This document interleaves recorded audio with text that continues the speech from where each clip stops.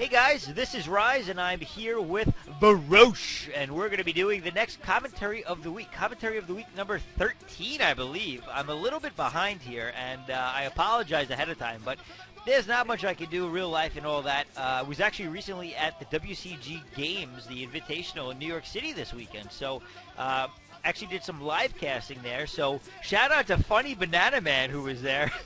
And we had a good time. I got to meet In Control, G5, Louder, and Machine, as well as Colby and a couple of other guys. So it was good times, and sorry for everyone who missed it. Anyway, this match is Hoejja versus Backho. That's right, Backho, everybody's favorite Protoss player, and they're playing on Heartbreak Ridge. So you guys chose this as Commentary of the Week. I don't know why you guys keep picking Hoejja, but you did. And so we'll have to see if he can bring us a good game. Some quick stats to start us off. Hoejja is actually not too bad against Protoss. He's almost 50%, but not quite. I don't know if that's as of this game or not. And Backho is pretty pathetic against Zerg, actually, being about 36-37% win rate. So really, this is actually probably going to be a really good match, and I'm kind of looking forward to it, especially because the last game I watched of Hoejja was awesome, and Backho has a broken back, so, or maybe it's getting fixed now, I don't know. One last stat to know is Heartbreak Ridge, 1-5 for Zerg. Again, I don't know if that's a spoiler or not, because I don't know if that includes this game. But either way, I don't know what the stats were before it, so it doesn't matter. So, Varosh, what do you think about this matchup? Are we going to have a good match? Do you think that Backho is going to be able to take down Hoejja, or will Hoejja go against the map statistics, our expectations, or maybe the fans' expectations, and take out the crazy man that is known as the White Tiger? Well, I think all the factors here are canceling themselves out really nicely. Like, Backho's out of practice and dismal against Zerg, but the fact that this map is just so favored towards Protoss, I think, is really going to help equalize it and give a good game. Backho, if you don't know, for the most of his career when he started, kind of sucked, but right before he was incapacitated by his back injury, he was starting to look good. He had beaten Stork and was in the round of 4 of the GOM Classic, and he was looking good before he failed himself. And so now we're seeing, I think the reason that the fans voted for this game, that they picked this game, is Hoejja did really well in the Winners League, but everyone wants to see Backho back from his back injury, and pardon me using the word back so much in that introduction. But it looks like Hoejja's actually blocking his ramp, and he's mining out the mineral patch in the top right. I was going to mention this. On Heartbreak Ridge, there's a temple and a mineral patch that you need to mine through if you want to get a third gas without having to go through the middle. But it can also be used for some early rushes. So, Raz, why don't you talk about stuff? Let's talk about stuff. It looks like he's making a bunch of Zerglings. He's got that spawning pool. He's got his hatchery down now at the expansion. So obviously he went for either an overpool or a 9-pool. I wasn't actually paying attention because I was looking up stats. But those minerals have been mined out. And guess what? He's got lings that are probably going to head over that way to do some harassment on Backho. He's going to go in Backho's back door. Some more back jokes. I love it. And it looks like Backho is actually about to scout that with his probe. He's got one heading up to the top right, and no, he hasn't seen it yet. Wait, all right. So he's going over. I think he just saw it's gone. I don't know if he actually looked or not, but he's got to know something's going on. He's putting down an assimilator. It doesn't look like he's actually got a pylon in his base for protection at all. But if he just blocks the ramp well enough, it's going to be tough for anything to get back there. But look at this. He's actually sending probes to the front line to try to wall off there a little better and stop anything that might be heading that way. But the Zerglings are heading to the top right where the minerals were mined out. And I don't know if Backho even saw it or not, because it doesn't look like he's prepared for it. So we'll have to see if those links get in. There is a probe, a single probe, but there's only also one single cannon. So that one probe won't be able to block for long. There's the probe transfer right there. That probe is going to find out very shortly that there are 6 links heading his way, and Hoejja is actually playing brilliantly here. It looks like he's going to see it. He's going to try to stop them. It looks like those links are going to get... Oh, they're getting all caught up, and only 2 get through. Backho doing a great job of delaying that. Only 2 lings get in, so this is not going to work out that well for Hoejja after all. One of them is almost dead, too, on the top of that all. So, I mean, Backho actually in a very good position here, although it looks like he may lose a probe or two. We'll have to see. Now he's got a Zealot out, so it looks like he'll be able to defend this without much of a problem. Yeah, only 2 wings getting in. That's really fantastic for Backho, especially since he moved the probe on the ramp away at the most inconvenient of times, and he still managed to only let 2 Zerglings slip in. That's really nice to see his micros on top. And that pylon that he put under his forge to wall the Zerglings from coming in front, or to help protect that wall, I think he's going to need to destroy that later just to get Dragoons out if he goes for Dragoons.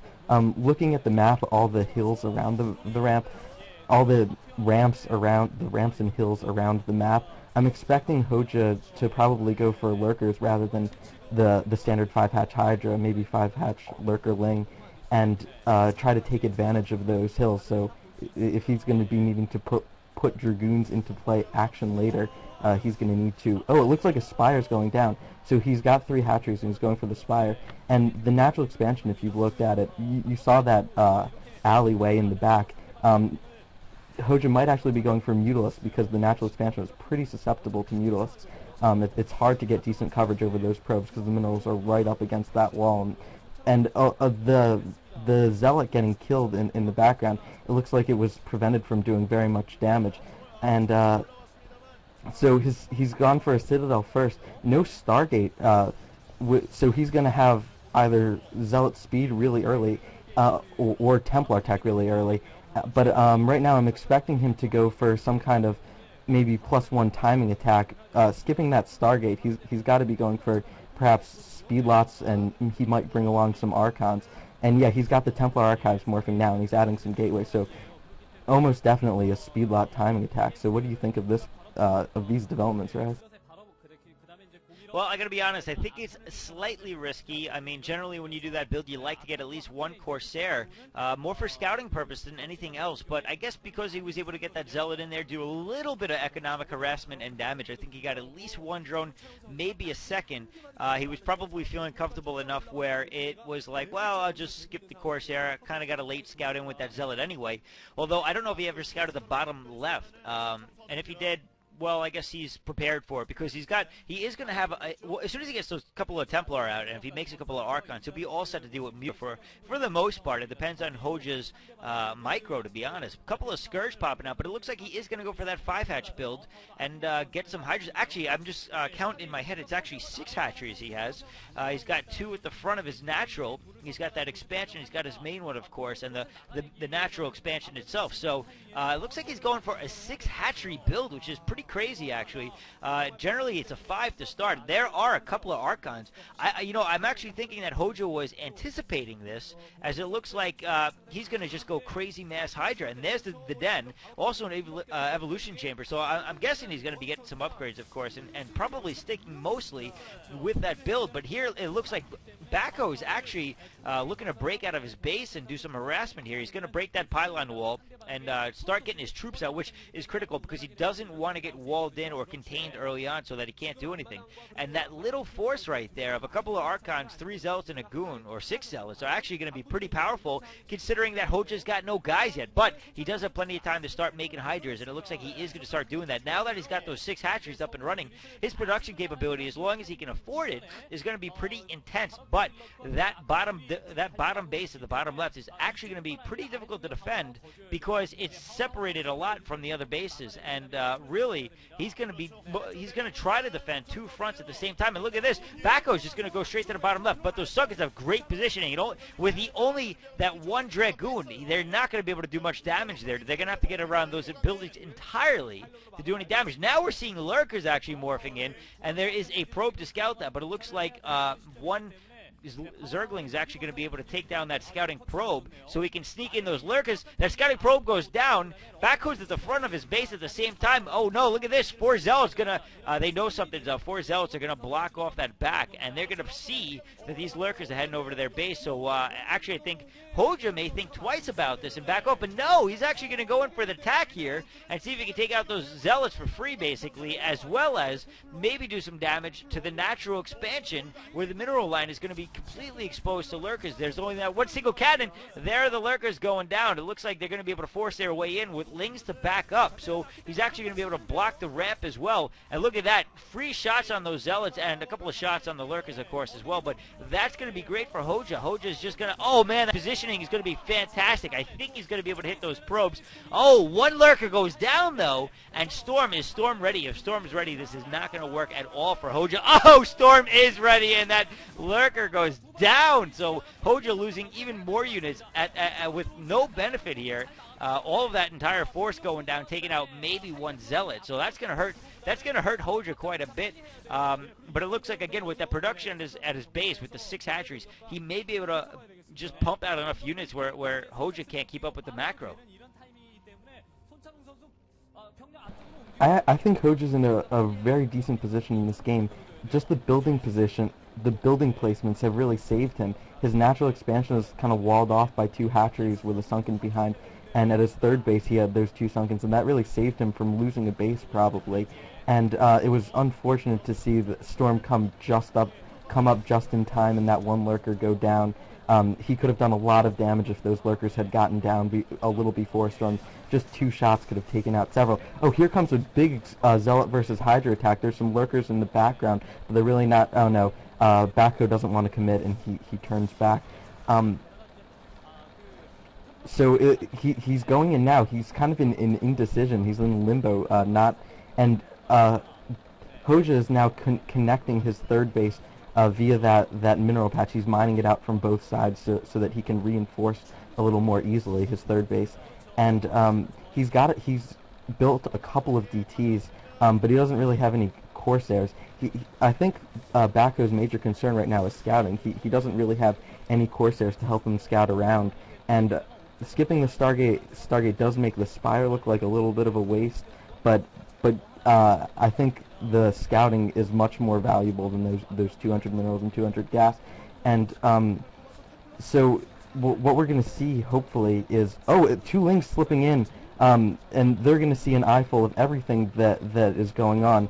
Hoejja's going to see that Backho still does not have a Stargate and is probably never going to build a Stargate, and he's got Observer Tech out, and he's just going to get an eyeful of everything, get a gateway account, and an expansion going up. Backho trying to put a third expansion. Since Hoejja so nicely mined out those minerals for him, it'll be a little easier to reinforce that than it otherwise would. And he's putting out a lot of cannons. He doesn't know what's coming, so I guess those are to prevent against Mutalisks, or maybe a drop. I don't know what he's trying to prevent against. It looks like Hoejja was trying to sneak an expansion in the bottom right, but a key Zealot denies that, and that's really going to help Backho in this game, just delaying Hoejja's fourth from going up considerably. And he's now sending Zerglings to kill that Zealot, and he's probably going to place a hatchery there eventually. I'm hoping one of these players tries to take the center. I've seen a Terran try to take it, and the Zealot goes down. I've seen a Terran try to take the center on this map, but never a Zerg or a Protoss. I'm excited to see if one of those players tries to do that. And it looks like Hoejja's kind of pushing out in the middle of the map to try to take some map control. So, Rise, what do you think in the Battle of Expansions? Who do you think is winning this? Well, considering they're both at 3 bases, I gotta say that Backho is just pulling ahead, and you can see it in the size of his army, because he's just gathering a large mass, and I mean that's a serious army that he's got there. He's got a great unit composition against a general Zerg army. You know, it's like almost anything that the Zerg can throw at him, he's going to be prepared for. He's got DTs, High Templars, Goons, Archons, and Zealots all in the mix there, and they're just going to be able to tear apart pretty much anything at this Tier 2 tech especially that Hoejja can throw at him. So really, Hoejja, what he should be doing is considering moving up to Hive Tech. He's got so many Lings, but none of them have crack upgrades because he doesn't have Hive. So instead he's trying to get his 4th base to try to stay ahead economically, but he's already behind in the fact that he didn't have it before that 3rd base went up for Backho, of course. And now look at this. He's just dedicating so many units to try to defend that, but there's so many Templar. I just counted a quick 7 right there, and I mean that's enough Storm to take out any amount of Lings that Hoejja has. And Hoejja, I mean, yeah, that was great to scourge one observer, but he's going to have to do a lot more than that. And there's the first of the many storms that I'm expecting to see. A couple of lurkers being taken down right away. And again, this is just going to hurt Hoejja as he's just, oh man, losing a ton of units, doing nothing in return. And I mean, this is just another observer goes down, but Backho is actually doing a really good job of making sure that he's got enough observers. He's still got one more in the grouping, or maybe even two. No, it looks like he's only got one. And he managed to take out a whole bunch of units for free at the expense only of the magic of the High Templar. And of course, that regenerates fairly quickly, so it's not going to really hurt him. And he could also make Archons. So, I mean, Hoejja is just in a lot of trouble. I mean, he's done a pretty decent job of harassing Backho around here and there. He kept going around the back for a while, delayed the third for a little bit, but he didn't have a fourth of his own, so it really didn't go that far. Look at this. He's now just going to push in, start doing some damage, some just random storms on these lurkers. The observer's just hanging out, not being picked off by Scourge that is in the area. Finally, Scourge heading over that direction. It looks like they may get it. They do get it, so it is going to force Backho to push back a little bit at this point, but still Backho is doing so much damage at only the cost of a couple of zealots and then a couple of observers, and he's just going to keep pumping him out of that robotics facility. So Hoejja now is a large army that's heading around the top. This is the interesting part about Heartbreak Ridge, is the fact that there's multiple avenues for each player to take, but he's just going to get caught up by another decent Protoss army over here, and he's not going to be able to take out that top middle base like he was hoping to, and that just means that Backho is going to get even further ahead economically, staying always equal to the amount of bases that Hoejja has. And Hoejja, really, unless he can actually take out a couple of these bases and stay one ahead, he's going to definitely start falling behind, if he's and arguably he's already behind. So again, he's got to get his tech up, he's got to get his macro up, he's got to get more bases up. He's got a lot of lurkers, that's great, but again, without that fifth base, really he's not going to be in a position to take this match from Hoejja, who now has 4 bases of his own. There's Hive Tech finally going in. That's going to get scouted by a fast observer, by the way. He did get speed upgrade for those observer, which is always interesting to note. Obviously he sees that a lot of scourging is going on, so definitely a worthwhile upgrade. And he's getting a 5th base. He's going to be ahead of Hoejja in about a minute now. And I mean, really, what can Hoejja do at this point? This is ridiculous. Hoejja's got 3 evolution chambers up, so he's really trying to go heavy on the upgrades, and he's got his hive tech up. But he's got 4 bases right now, and it looks like his 4th base might just go down right here at the 6 o'clock. He's reinforcing it with a huge ton of lurkers. This is like all the lurkers he has to his name coming in. This is an epic flank. It looks like Backho's forces are completely cornered. No, they're able to slip out. Backho's storms were looking fantastic just a moment ago. I guess he expended all of them because he's got no storms, and it doesn't even look like he had an observer to deal with that lurker. So Backho's repelled for now. Hoejja keeps his 4 bases, but just holding isn't going to be enough for Hoejja. He's going to need to expand. He's going to need to get back ahead in bases, or he's just going to see this game slowly slip out of his hands. Considering the huge mass of Dragoons, he might want to consider getting some Defilers for at least some Plague, and also Dark Swarm would be pretty key here. So, like, Hoejja just can't win on the number of bases he has, and it's so difficult for a Zerg to come back because they can't build economy and build troops to defend them at the same time. So I'm hoping that this doesn't just slowly slip away from Hoejja, but it looks like it might be doing just that. He's reinforcing all of his bases with Nidus Canals now, and just look at the size of the forces that he has. He just doesn't have that many forces. The Protoss ball is ballin'. It's really, really large, and I don't think there's very much Hoejja can do about it.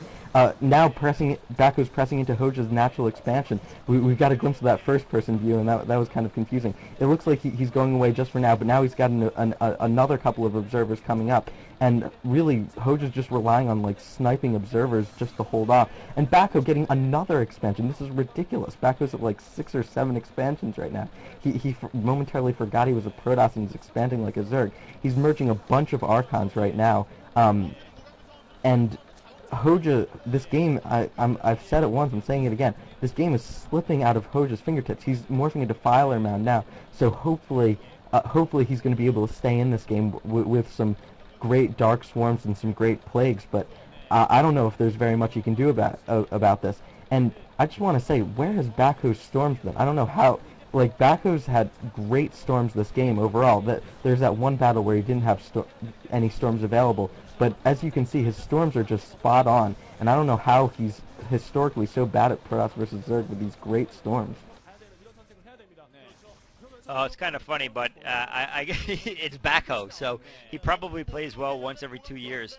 And there's a Reaver. That was actually what I was waiting for, because he had that base there, and that choke is what he has to defend, and especially against Dark Swarm. But now Backho has just ensured his victory by having Reavers there. So even if there is Dark Swarm and Hoejja goes to take out that top middle area and then top left, he's not really going to be able to because of the Reavers there. So the splash is going to take out any amount of lings that he sends there, assuming that he continues to make scarabs. And look at this, he's again using all these free storms to just destroy stuff. And now he's got 7 Archons, maybe 8. I think 7 Archons. And I mean, any amount of link that he can even send. Dark Swarm, they're not going to stand up to that force. He's definitely very heavy on Archons, and I mean, Hoejja's pretty heavy on links and lurkers, but he hasn't really improved his tech at this point. But look at this, he's actually loading up for a drop, so I mean, maybe he's going to be able to turn it around at this point. Backho has so many Templar, he's just storming everything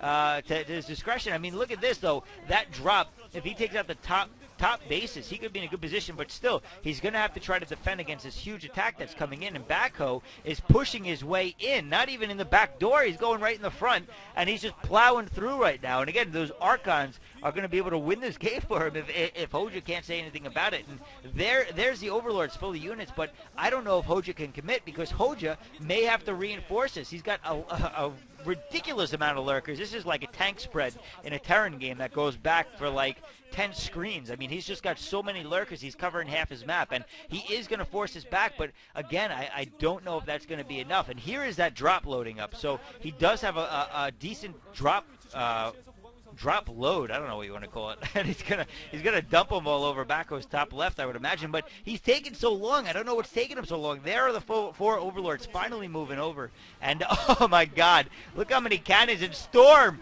Oh, he's gonna get Storm before anything lands. Oh, this is not gonna work out. Oh, he does get Dark Swarm down. He gets a Dark Swarm down. That's gonna be huge. But Storm drop coming in the meantime. So this is gonna be an eye for an eye. Those drones are gonna go down, but this base is gonna go down. So Hoejja, although he's gonna take out that left base, I don't know how many units he has there in total. It looks like he will be able to take it out though, because he does finally have those upgraded cracklings, and that's gonna be enough. Oh my God, great Storm taking out both Scourges. I don't know if that was by chance or what, but it worked out great. The top left does go down. More drones going down, more Storm drop, and Hoejja in a horrible position here, but he did save most of his drones by running them away, so he is staying on top of this. More Scourge coming to take out the shuttle, but for some reason they're not. Finally, they take him out. A couple of Templars still around. Looks like they may get another couple of drones here if they get to the natural, and I mean, Backho's just in such a great position, even losing that top left base. I think he's still even in number of bases, and I mean, or no, he may be one behind finally, but still, that's perfectly fine considering the amount of drones that he took out, and just I don't see any way for Hoejja to get into this match again. Varosh, maybe you see something I don't, but I do not think that Hoejja has a chance at this point. I don't think there's anyone who sees anything that Hoejja can do. Like, it was a good job by Hoejja taking out that base, but it's far too little, far too late. I mean, Backho just had a ridiculous number of High Templar and a ridiculous number of Archons, and that's what happens when a Protoss is allowed to have, what did he have, 5 or 6 flashes? Oh, look at that Storm! Hoejja doesn't even have, like, a drone to his name. He's probably lost 20 drones in the last couple of minutes. This is ridiculous.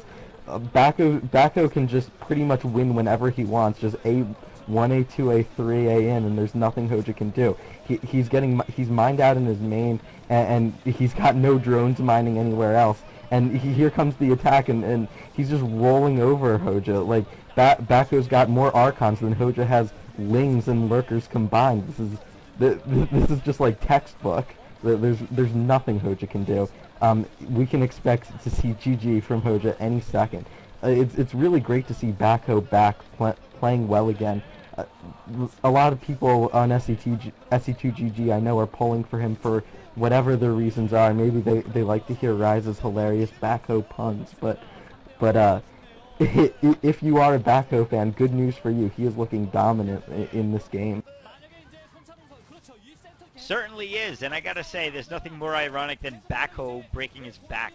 It's just ridiculous. But it looks like he is going to take down the bottom right. It looks like he may lose a base of his own, but again, that army of his is just so massive right now. It's going to be almost impossible for Hoejja to take this back. And it looks like he took out the middle base, which honestly isn't that big of a feat. So really, Hoejja not doing as much as I think he thinks he's doing. But certainly trying to make this game drag on a little bit longer. And I got to ask the people who keep voting at the SC2GG website for commentaries of the week, stop picking Hoejja. I mean, all right, that one game was really good. But other than that, I've yet to see this kid play 2 good games. He did play 1 good game. I'll give him that. But until I say a second good game, stop voting for the damn kid. Vote for someone good. But... yeah, I don't know. That's going to be it for Hoejja at this point. He's losing all of his tech. He's got no more Hydralisk Den. He's really got his back up against the wall. Oh, look at that. Pun incoming. Perfect. Couple of Reavers going to take care of anything that can head up to the top middle. And, yeah, this is just dire straits for Hoejja, except it's not dire straits. It's Heartbreak Ridge, which also is not favored for Zerg at all. And Storm just taking out everything, and GG finally coming from Hoejja. GG. So Hoejja is it just blows it. And I mean, honestly, he had a lot against him. That map is obviously horribly favored towards Zerg, and or I guess horribly favored towards Protoss against Zerg. And so there's just not much that he can do at this point to really win that. And in a fairer assessment, I guess, he didn't play particularly bad. But and I was very hopeful after he mined out that first mineral patch, to be honest. But the game, honestly, was a little bit of a letdown towards the end, where he was just noticeably out macroed, and there was no way he was going to get into that game. But had he done what he did later in the game earlier, he could have stood a chance. He took out a lot of bases, and again, if he had gotten that hive tech up a little bit sooner, I think that he could have been a lot more dangerous. So yeah, I don't know, Varosh, do you have any other thoughts on this match? I don't know. It has to be said that even taking into account the map imbalance, Backho played really well. He had just fantastic storms, and I think that and the map won it for him. Oh, and it looks like not to spoil anything, but it looks like Hwasong Oz just won that match. But this match was played like 3 weeks ago, so that doesn't really matter. But I guess Backho taking it for his team. Yeah, well, it was certainly a good game, and it looks like Backho has won it for his team. So, all you Backho fans, guess what? He's back, and you know, we're going to be watching him for sure because he always never fails to let us down. So I can't wait to watch him in the future. And you know, maybe he'll start playing better, and hopefully his back will hold out so he can, you know, make it a little further in the Star League, considering he did make it there. So. We'll just have to wait and see if he can actually do it this season, get further than the round of 32 or wherever he happened to make it to, and maybe win something. That'd be pretty crazy. Backho winning like the OSL or MSL. Anyway, I hope you guys enjoyed that. Be sure to check out Varosh's YouTube page. Also, I think Varosh has been doing commentaries for Game Out Loud, so also check out www.gameoutloud.net. That is Kenny Casting's news site, and he's doing a lot of foreign coverage there. So all you foreign StarCraft lovers, which should be most of you, I hope, support the cause. Go check it out. Definitely a good website.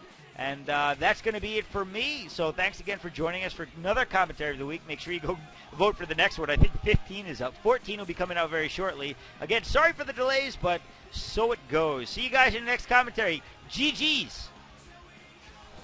Yeah, thank you for having me along. And sorry about this being late. You know, real life happens. And thank you guys for watching. I hope you enjoyed this. GG.